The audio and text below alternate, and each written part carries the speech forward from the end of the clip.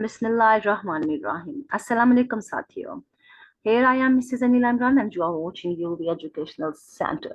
साथियों, आज आपका क्वेश्चन है हमारे साथ रेवोल्यूशन और फ्रेंच रेवोल्यूशन के बारे में कि फ्रेंच रेवोल्यूशन क्या होता है।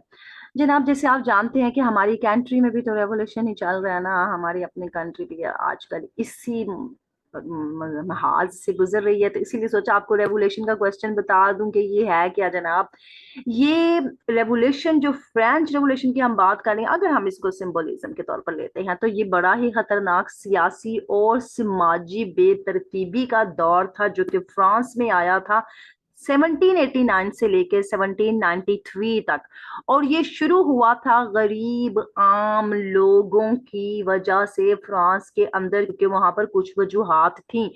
सबसे खास वजह ये थी कि वो जो सारे के सारे वो जो लोग थे, उन जो ऊपर रखे हुए थे ना, इनएबिलिटी थी उनके अंदर, काबिलियत कोई नहीं थी रूलिंग क्लास के अंदर। बेशक शामिल कर लिया आप उसके अंदर किंग लुइस को या क्वीन मैरी को। और इसके बाद उनमें बेकाबिलियत थी अपने मजहबी जाविये से भी, मजहब कार्ड भी खेलते थे, सियासी कार्ड भी खेलते थे, लेकिन थे क्या, इनएबिलिटी थी उनके अंदर, काबिलियत कोई नहीं थी कि वो सन्नती क्लास को कोई सहूलत दे सके। और इसके बाद माशरे में उनकी रियासत में मसाइल शुरू हो गए थे। और ये जो नेचर थी ना जनाब, उसमें बेयकीनी, फितरी तौर पर रूलर्स के अंदर एक बेयकीनी सी फैल गई थी, क्योंकि उन्होंने बहुत हाई टैक्स लगा दिए थे किसानों के ऊपर। और जो वर्किंग क्लास थी वो मजीद गुर्बत का शिकार होती चली गई थी। उसके अंदर इंटेलेक्चुअल जो दानिशमर है वो शामिल कर ले, और दानिशमरों के साथ ये जो जनाब एक्साइटमेंट जो थी उनकी, वो किस वजह से थी, वो उनको लग रहा था ये जो वर्किंग क्लास की गुर्बत थी उसने, और जो फार्मर्स पर हाई टैक्स लगाए गए थे उसकी वजह से रूलिंग क्लास परेशान हो चुकी थी।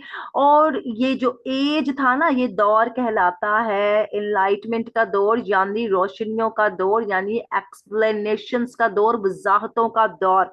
हमारे भी इलाके में, हमारे भी कंट्री में यही यही कुछ चल रहा है जनाब, यही महाजराइयां हो रही हैं। और इसके बाद ये मिसाल हमारे सामने आ जाती है उस अमेरिकी वॉर की, जो कि इंडिपेंडेंस की वॉर थी। और वो वॉर जब हुई थी उसमें जो 13 ब्रिटिश कॉलोनीज थी वो शामिल की गई थी। और इसके बाद हमारा आज का अमेरिका लगा लें या इंग्लैंड लगा लें, ये हम बात करें 1700 जो है 75 की, और 1783 की बात हो रही है। इससे पहले जो रेवोल्यूशन था वो 1789 से 1793 में था।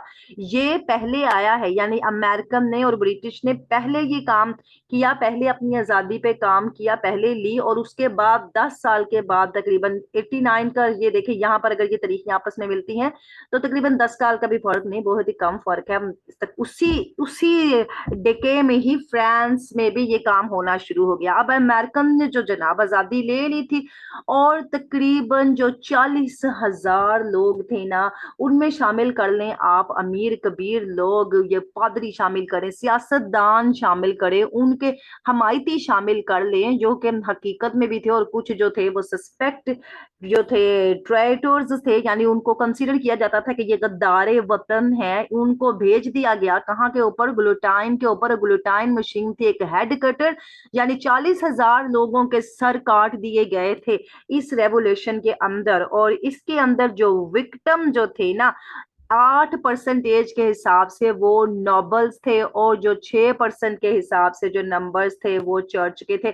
नोबल्स यहाँ पर आप अमीरों को शामिल करेंगे, यानी 8% दौलतमंद लोगों की थी, 6% जो थी वो चर्च के लोगों थी जो वो मजहबी थे, और 14% जो थे वो मिडिल क्लास से ताल्लुक रखते थे, और 70% जो थे वो वर्कर थे और फार्मर्स थे।